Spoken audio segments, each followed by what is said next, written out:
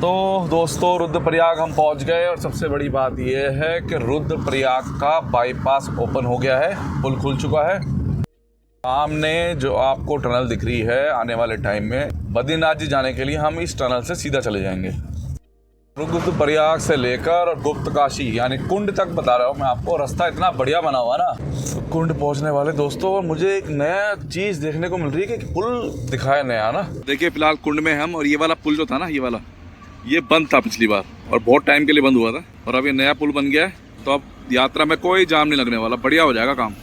तो दोस्तों देखिए कुंड के बाद क्या रोड बना दी गई है भाई, ये तो कमाल हो गया।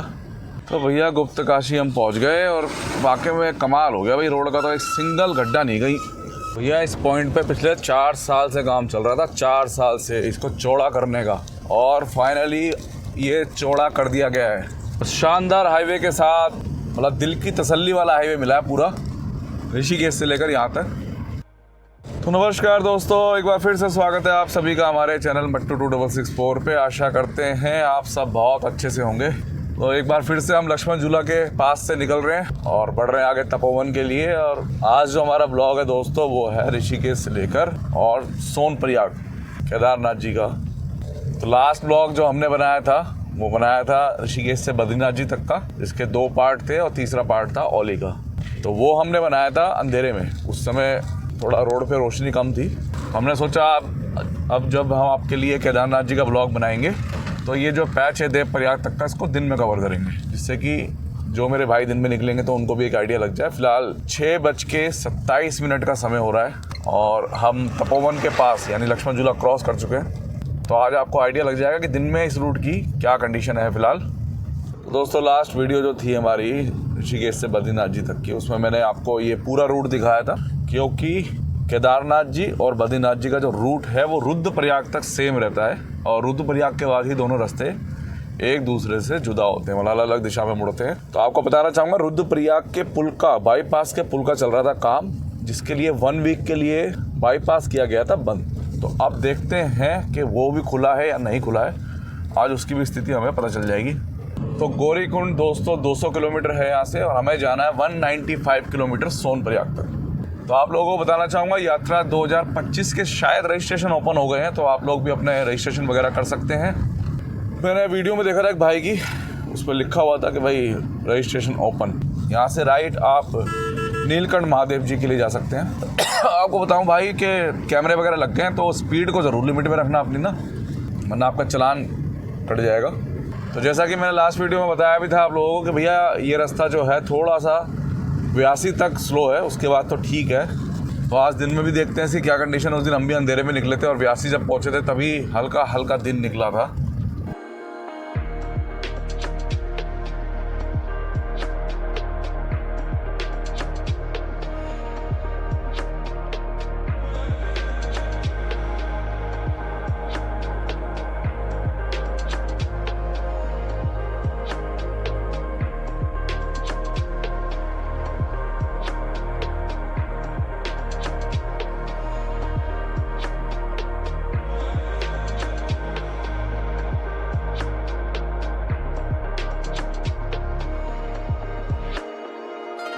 तो शिवपुरी दोस्तों आ गया है, और आपसे कहना चाहूँगा कि शिवपुरी तक ना रोड ठीक है, कोई दिक्कत वाली बात है नहीं, बढ़िया रोड बना हुआ है। रात के मुकाबले दिन में आते हैं तो जल्दी कवर होगा। फिलहाल है हम शिवपुरी में। तो शिवपुरी दोस्तों हमने कर दिया क्रॉस। तो आप लोग भी सोच रहे होंगे भैया जब इन्होंने बद्रीनाथ जी किया था तो रुद्रप्रयाग तक तो हम गए थे, तो नेक्स्ट टाइम रुद्रप्रयाग वापस आकर हम दोबारा से केदारनाथ जी को वहीं से जोड़ सकते थे और उसी वीडियो में ऐड भी कर सकते थे। मगर नहीं, हमने सोचा कि भाई एक बार आपको ये नाइट में दिखा दिया, इस बार आपको दिन में दिखाते हैं वाला रूट। और जिन मेरे भाइयों को सीधा सिर्फ केदारनाथ जी जाना है ना, वो कंफ्यूज हो जाते हैं। अगर रुद्रप्रयाग से हम अपना केदारनाथ जी का ब्लॉग शुरू करते तो वो सोचते भैया रुद्रप्रयाग तक क्या स्थिति है, वो जाके बद्रीनाथ जी का ब्लॉग थोड़ा देखते। तो इसलिए हमने दोबारा से ये कवर किया है, जिससे उन भाइयों को भी सहूलियत हो सके जो सिर्फ केदारनाथ जी जाना चाहते हैं, उनको पूरा आइडिया लग जाए ऋषिकेश से। तो हल्का सा दिन में चलने में ये बेनिफिट हो गया कि कॉन्फिडेंस आ रहा रोड पे। जैसे कि उस दिन मैंने बताया था ना कि गड्ढे हैं थोड़े बहुत और पैच वर्क है, तो दिन में कॉन्फिडेंस आ रहा है पूरा कि भैया पता चल रहा है कौन सी चीज़ कहाँ है, थोड़ी सी गति बन पा रही है। तो कर दिया शिवपुरी क्रॉस, बढ़ रहे हैं आगे 82 की तरफ। दोस्तों मैं आपको मनचला मुसाफिर के बारे में बताना चाहूँगा। लास्ट ईयर जब केदारनाथ जी की यात्रा खुली थी तो हमने अपने करीबी रिश्तेदार को मंचला मुसाफिर के साथ केदारनाथ जी की यात्रा कराई। मैं आपको बताना चाहूँगा इनकी व्यवस्था बहुत अच्छी थी और सबसे यूनिक बात ये थी कि इनके सभी स्टे लग्जरी थे। और सबसे बड़ी महत्वपूर्ण बात तो ये थी दोस्तों कि केदारनाथ मंदिर से मात्र 100 मीटर की दूरी पर इन्होंने हमारे रिश्तेदारों को होटल प्रोवाइड कराया था। होटल ज़रूर एवरेज था, पर उस समय आप सभी जानते हैं कि लोगों को कैंप भी नहीं मिल पा रहे थे जब इन्होंने ये होटल प्रोवाइड कराया। मैं कहना चाहूँगा इनकी सर्विसेज काफ़ी अच्छी होती हैं। आप भी चाहें तो इनसे कांटेक्ट कर सकते हैं। अगर आप भी 2025 में 4 धाम, 2 धाम या खाली केदारनाथ जी की यात्रा करना चाहते हैं तो आप मंचला मुसाफिर के साथ अपनी यात्रा कर सकते हैं। अगर आप लोग हमारे दिए हुए कूपन का प्रयोग करेंगे जो है मट्टू 2025, तो आपको इनके साथ यात्रा करने पर कुछ डिस्काउंट मिलेगा। तो हमने वीडियो के डिस्क्रिप्शन में इनके कॉन्टैक्ट नंबर और पूरी डिटेल डाल दी है, इनका वेबसाइट का एड्रेस डाल दिया है। आप वहाँ से जाके इनसे संपर्क करके अपनी यात्रा इनके साथ कर सकते हैं।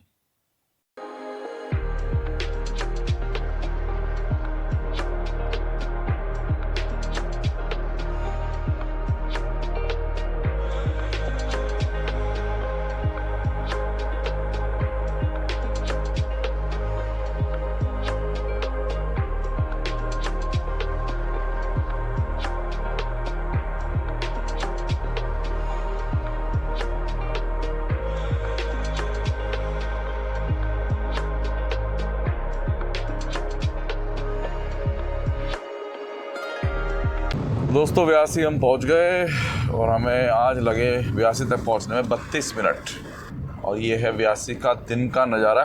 तो कितनी गाड़ियां रुकी हुई हैं फ़िलहाल यहाँ ना, नाश्ता वगैरह करने के लिए या चाय पीने के लिए काफ़ी गाड़ियां रुकी हुई हैं। रास्ता बढ़िया हो रखा व्यासी तक ना। सामने चल रहा है रेलवे का काम, कर्णप्रयाग रेलवे जल्द कंप्लीट होने वाला है। तो व्यासी क्रॉस करने के बाद आपको रास्ता और स्मूथ मिलेगा देवप्रयाग तक। व्यासी तक तो थोड़ा बहुत आपको गड्ढे वड्ढे बचाने पड़ेंगे, छोटे मोटे, बड़े गड्ढे नहीं है, छोटे मोटे हैं। और उसके बाद आपको देवप्रयाग तक मिलेगा स्मूथ हाईवे। तो जो थोड़ा संभल के चलने वाला रोड था दोस्तों वो था आपका व्यासी तक, ऋषिकेश से लेकर व्यासी तक। और व्यासी के बाद अब रोड ठीक रहेगा आपका। अभी हम तोता घाटी पे चढ़ेंगे ऊपर और फिर हम 3 धारा से नीचे उतरना शुरू होंगे आपका देवप्रयाग तक। तो अब रोड हमें स्मूथ मिलेगा। अब हमें ऐसा नहीं है कि थोड़ा चौकस होकर चलना है, नॉर्मल हम अपना ड्राइव कर सकते हैं। सिर्फ व्यासी तक आपको थोड़ा ध्यान से चलना है क्योंकि कहीं गड्ढे हैं तो उनको बचाना पड़ेगा आपको। व्यासी के बाद देखिए स्मूथ है रोड, कोई दिक्कत नहीं है।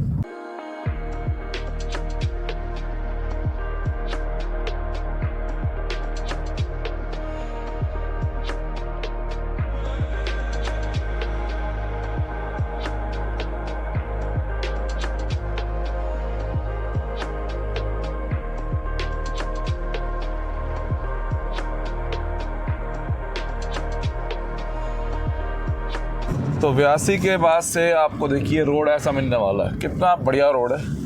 आप तोता घाटी में ऊपर चढ़ेंगे और फिर जब 20 किलोमीटर दूरी रह जाएगी देवप्रयाग की तो आपको पूरा नीचे उतरना है देवप्रयाग तक। तो अब हम नीचे उतर रहे हैं और तोता घाटी तक हम चढ़े थे ऊपर।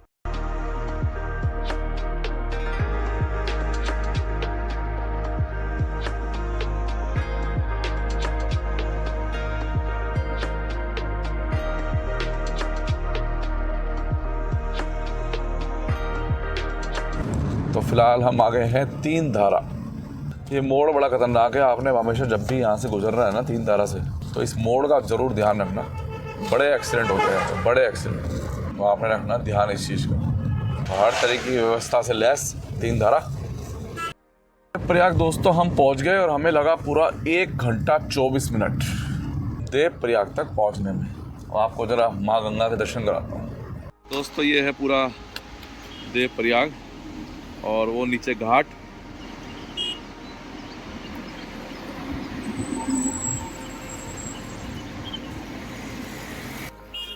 और यहाँ पे होता है आपका अलकनंदा और भागीरथी का संगम। और ये यहाँ का कुछ नज़ारा। तो ट्रैफिक वगैरह की आपको आवाज़ आ रही होगी, मगर मैंने सोचा आप लोगों को आज ये संगम दिखाया जाए सुबह सुबह। तो चलते हैं आगे। अब ये पुल का काम चल रहा है, ये ना अभी कंप्लीट नहीं हुआ। मुझे उम्मीद थी पिछले साल की यात्रा तक ये 2024 तक कंप्लीट हो जाएगा, मगर मुझे ऐसा लग रहा है कि इसका काम ही रोक दिया है फिलहाल ना। तो देवप्रयाग कर दिया हमने क्रॉस। तो सामने चले जाएंगे हम खाड़ी और गजा। तो मेरे भाई कह रहे थे, एक भाई का कमेंट आया था कि चंद्रबंदनी का आप ब्लॉग बनाओ मंदिर का, तो ये सीधा रास्ता श्री माँ चंद्रबंदनी जाता है, तो उसको मैं कवर करके जल्दी दिखाऊंगा।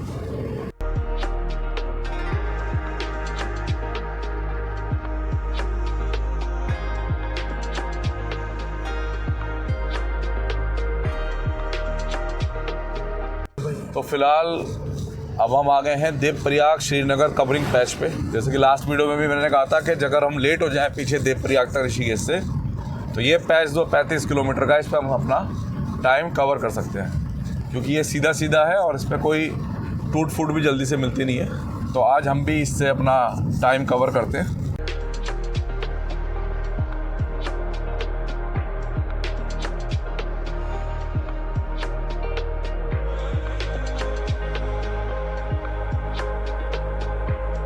बहुत ही स्मूथ और रिलैक्स करने वाला रूट है ये, देवप्रयाग से श्रीनगर के बीच में। आराम से हमने 4th गियर में गाड़ी लगा रखी है और अब 55 से 60 किलोमीटर प्रति घंटा की स्पीड अपनी मेंटेन कर रहे हैं।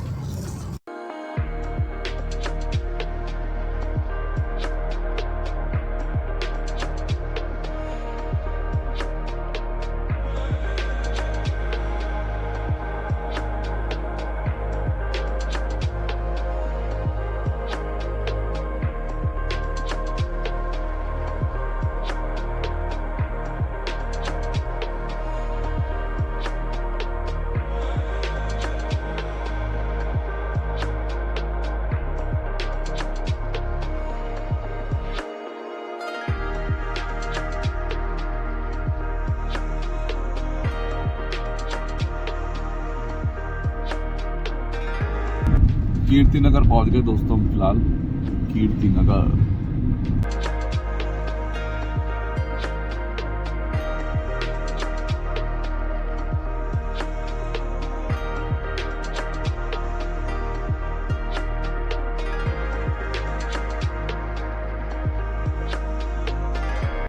तो दोस्तों श्रीनगर हम पहुंच गए फिलहाल। टाइम हो गया है आपका 8:36। तो 2 घंटा 10 मिनट मान लीजिए आप, लगभग लग गए आज हमें। और लास्ट टाइम हम पहुंचे थे 2 घंटे में 15 मिनट पहले, 5 मिनट पहले सॉरी। तो श्रीनगर करते हैं क्रॉस और फिर मिलते हैं आपसे आगे। बड़ी सिटी है, हर तरीके की सुविधा है यहाँ पे। तो दोस्तों 8:36 पे हम श्रीनगर पहुंचे थे और 8:50 पे श्रीनगर क्रॉस हुआ। तो मोटा मोटा माने तो 14 मिनट लग गए हमें श्रीनगर को क्रॉस करने में। तो इसलिए अक्सर मैं आप लोगों से कहता हूं कि सुबह ऋषिकेश से जल्दी निकलें, क्योंकि ये सब टाइम जो होता है ना 8 बजे के बाद का, ये होता है ट्रैफिक का टाइम। और इस समय काफ़ी हेल्दी ट्रैफिक चल रहा है और लोकल ट्रैफिक भी पूरे पीक पे चल रहा है। तो 15 मिनट लग गए हमें पूरे श्रीनगर को क्रॉस करने में। धारी देवी 9, रुद्रप्रयाग 25 और कर्णप्रयाग 58 किलोमीटर है यहाँ से। तो हमारे कई भाई कहते हैं जी आप खर्चा भी बताया करो कि गाड़ी में कितना खर्चा लगा। तो आज हम आपको ऋषिकेश से लेकर और पूरा सोनप्रयाग तक का खर्चा भी बताएंगे गाड़ी में कितना लगता है, जिससे कि आप लोगों को अंदाज़ा लग जाए कि अगर आप लोग अपनी गाड़ी से केदारनाथ जी की यात्रा करते हैं तो आपका भी कितना खर्चा होने वाला है। तो ये तो मैं आपको बता दूं कि अपनी गाड़ी से बिल्कुल ना के बराबर खर्चा पड़ेगा, क्योंकि ट्रांसपोर्ट हो गया बहुत ज़्यादा महंगा। अगर आप कोई टैक्सी वगैरह करते हैं तो वो आपको ज़्यादा कॉस्टली पड़ती है। और अगर आप लोग अपनी गाड़ी से आते हैं, अब ऐसे हाईवे में तो कोई भी दिक्कत नहीं है कि आप कहें जी हमें दिक्कत है पहाड़ों में गाड़ी चलाने में। ये पहाड़ नहीं है, मैं आपको बताऊं, बिल्कुल नॉर्मल हाईवे है। और सोनप्रयाग तक दोस्तों कोई ख़ास दिक्कत आएगी नहीं आपको। तो अपना पैसा बचाइए, अपनी गाड़ी से खुद आइए। बाकी मैं आज लास्ट में आपको जब मैं सोनप्रयाग पहुँचूँगा तो पूरी कैलकुलेशन बता दूंगा कि ऋषिकेश से लेकर वहाँ तक हमारा कितना डीजल लग गया, और उतना ही डीजल हमारा वापसी जाने में लगेगा, और पेट्रोल कितना लगेगा वो भी बता दूंगा। तो फिलहाल श्रीनगर कर दिया क्रॉस और बढ़ रहे हैं आगे। और रास्ता आप देखिए कितना शानदार है।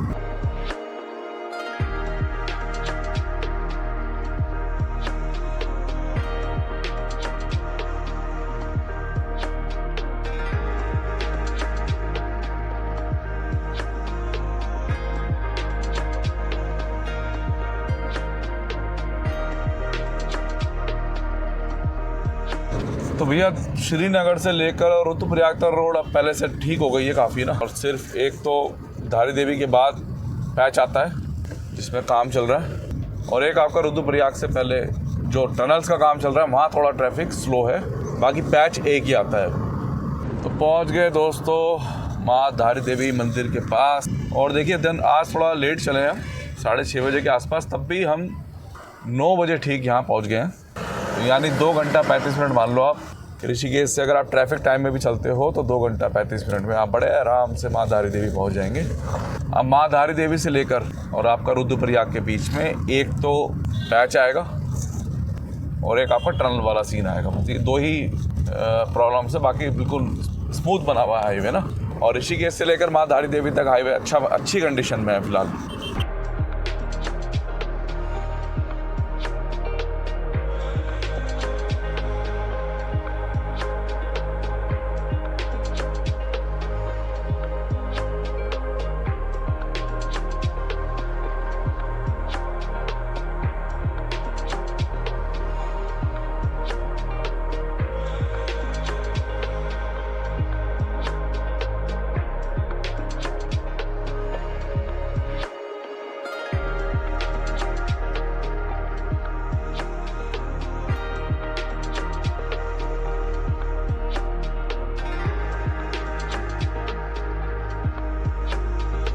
दोस्तों माँ धारी देवी के बाद जिस पैच की मैं बात कर रहा था वो पैच ये है।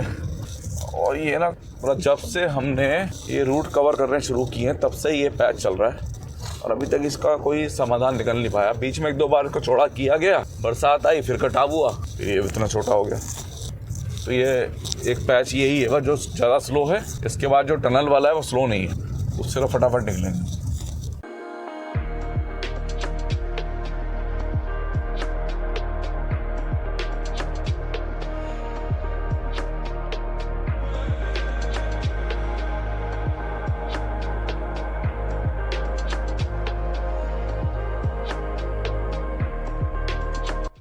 तो जो दूसरा पैच मैंने बताया था आपको टनल वाला, वो आ गया दोस्तों।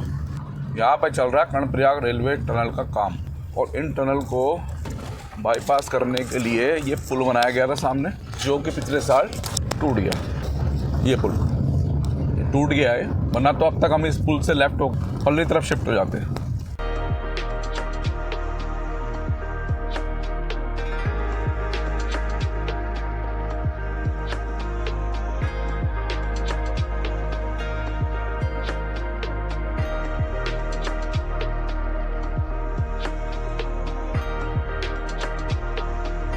अब रुद्रप्रयाग तक दोस्तों रास्ता मिलेगा बढ़िया। बस अब देखने वाली बात यह है रुद्रप्रयाग का बाईपास का पुल रिपेयर हुआ है कि नहीं हुआ, वरना फिर तो दोस्तों समय सिटी के अंदर से जाना पड़ेगा। मगर आप लोग बेफिक्र रहिए, क्योंकि जब आप लोग आएंगे यात्रा पे तब तक बाईपास स्टार्ट हो जाएगा। उसकी मरम्मत का काम चल रहा है, टेम्परेरी क्लोज है वो।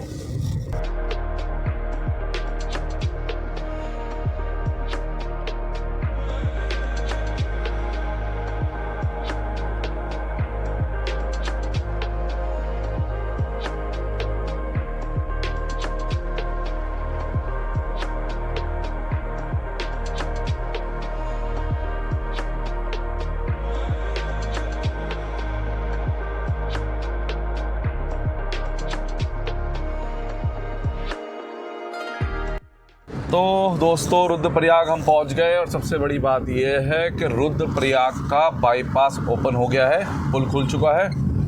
और आज हमें ऋषिकेश से रुद्रप्रयाग तक पहुंचने में पूरे 3 घंटे लग गए। तो सीधा चले जाए तो रुद्रप्रयाग सिटी और हम हो गए यहाँ से लेफ़्ट बाईपास के लिए, क्योंकि सिटी में इस समय अगर हम जाते हैं अंदर तो हमें अच्छा खासा टाइम लग जाता है। तो ये चल रहा है काम, आप देख सकते हैं। ये 20 का जो मतलब सेक्शन था ना, वो सारा ख़राब हो चुका है। तो ये पुल इसमें ऐड ऑन किया गया है और मेरे ख्याल से एक पुल और ऐड ऑन ना कर दें, बड़ी बात नहीं है।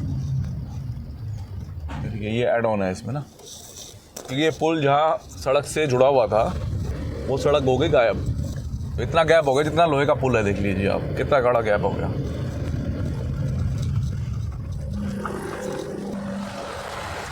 यहाँ भी देखिए सेम कंडीशन है, मगर एक प्रोटेक्शन दीवार बनाई जा रही है जिससे कि कटाव दोबारा से ना हो। पुल के दोनों तरफ प्रोटेक्शन दीवार बनाई जा रही है और उस तरफ तो आपने देख लिया लोहे का पुल ऐड ऑन हुआ है इस पर। अब है हम रुद्रप्रयाग बाईपास पे।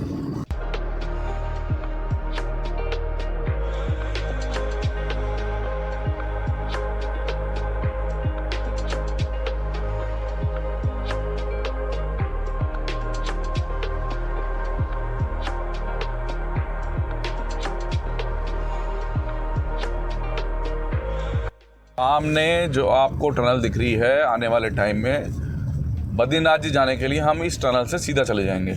और मैंने दिखाया था वहाँ पे पुल का काम चल रहा था अभी, जो कंप्लीट नहीं हुआ है। तो यहाँ से हम जाएंगे सीधा बद्रीनाथ जी के लिए। और टनल अभी खुल चुकी है। तो फाटा 53, अगस्त्यमुनि 13 और गुप्तकाशी 40 किलोमीटर है यहाँ से। तो देखने वाली बात यह है कि रुद्रप्रयाग से लेकर और आपका अब सोनप्रयाग तक क्या स्थिति है हाईवे की। तो अब मैं आपको हर एक वो जगह, हर एक वो पॉइंट दिखाऊंगा जो मुझे दिखाने लायक लगेगा कि भाई ये मुझे आप लोगों को दिखाना चाहिए।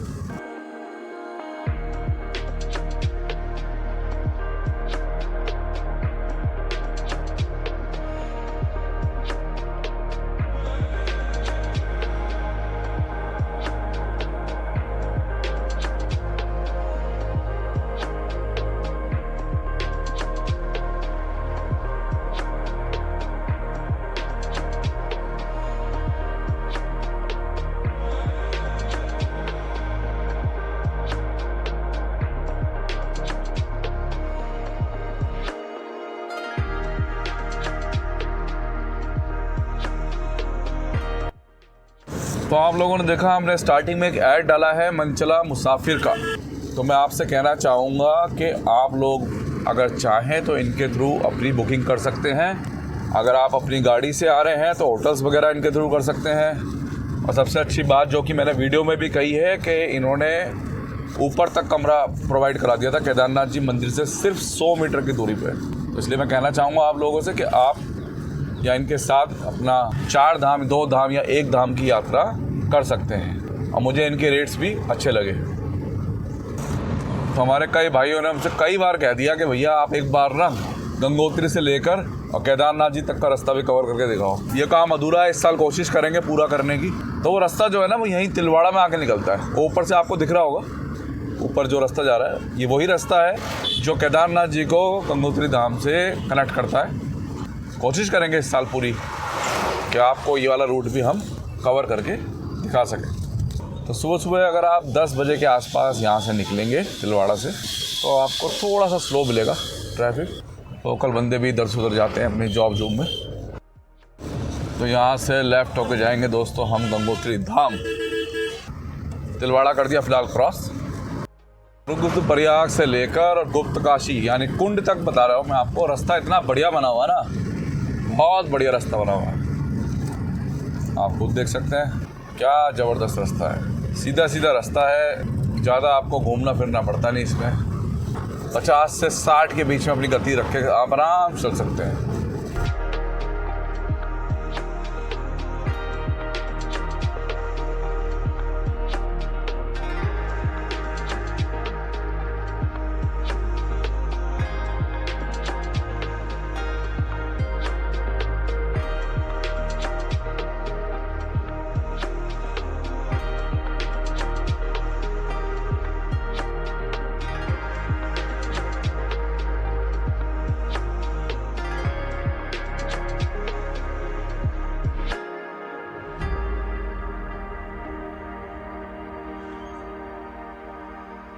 तो सिल्ली पहुंच गए दोस्तों हम। और देखिए राइट साइड में सारे मकान ये तोड़ जा रहे हैं क्योंकि रोड को किया जा रहा है चौड़ा। तो इन मकानों को तोड़ के पीछे हटाया जा रहा है। तो अगस्त्यमुनि पहुंच गए दोस्तों हम और टाइम हो गया है 9:52।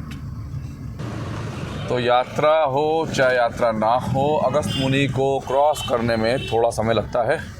बड़ी सिटी है और लगभग 2 किलोमीटर में ये सीधे लंबाई में फैली हुई है। तो 9:52 पे हम अगस्त्यमुनि पहुंच गए थे और 10:04 हो गए। तो 12 मिनट लगे अगस्त्यमुनि को क्रॉस करने में। तो ये अगस्त्यमुनि का वीक पॉइंट है। इसका अभी तक कोई उपचार नहीं हुआ है। 5वीं बार आज कवर कर रहे हैं हम केदारनाथ जी। इस पॉइंट का कोई भी रास्ता नहीं निकाला गया। तो कुल मिला के अगस्त्यमुनि हमने कर दिया फ़िलहाल क्रॉस।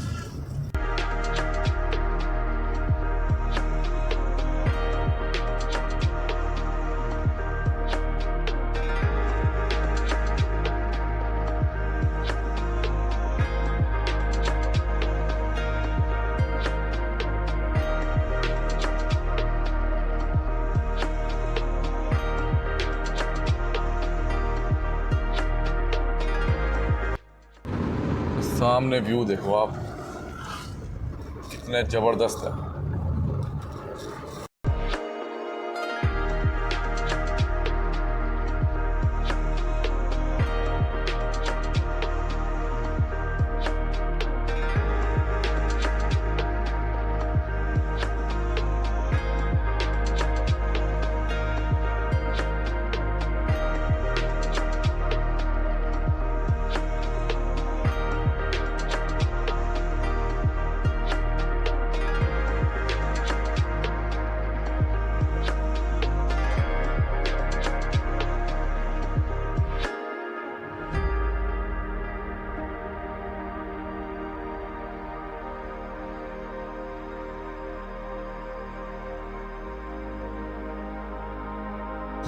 तो रुद्रप्रयाग से दोस्तों हमने अगस्त्यमुनि भी क्रॉस कर दिया और 10 किलोमीटर करीब हम आगे भी आ गए, मगर अभी तक एक भी ऐसा पॉइंट नहीं आया कि मैं आपको कहूँ इस बार यात्रा में ये वाला पॉइंट परेशान करने वाला है। रुद्रप्रयाग से लेकर और अभी तक जहाँ तक हम गाड़ी लेके आ गए, आप जल्दी ही आगे कुंड भी आने वाला है और फिर उसके बाद देखते हैं क्या स्थिति है। तो फिलहाल तो एक सिंगल पॉइंट भी ऐसा नहीं आया अभी तक ना कि मैं आपसे कहूँ कि भैया ये दिक्कत देने वाला है इस बार, ये यहाँ जाम लगने वाला है। सामने बर्फ़बारी तो आप देख ही सकते हैं कितनी ज़बरदस्त हो रखी है। रोड बिल्कुल साफ़ है, मतलब एक दो पॉइंटों को छोड़ के थोड़ा बहुत मलबा पड़ा हुआ है, बिल्कुल साफ़ है।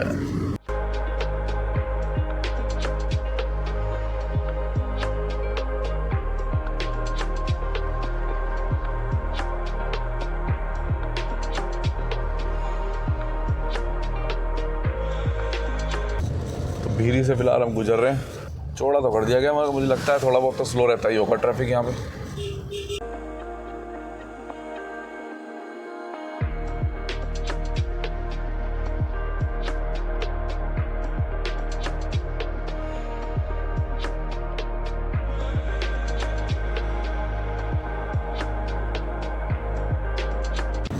तो दोस्तों कुंड के बहुत नज़दीक आ गए हम, यहाँ से 2-1 किलोमीटर रह गया कुंड, और ये रूट रहता है थोड़ा सा ख़राब कुंड से पहले। तो आज देखते हैं किसी क्या स्थिति है। धूल तो बहुत हो रही है आगे। तो यहाँ पे लैंडस्लाइड हुआ है जी लास्ट ईयर, देखिए क्लियर करा हुआ है सारा ऊपर से ना, आया है मलबा नीचे। लास्ट ईयर तो ये रोड बन गया था कुंड तक ना बढ़िया। इस बार देखते हैं क्या स्थिति है भैया।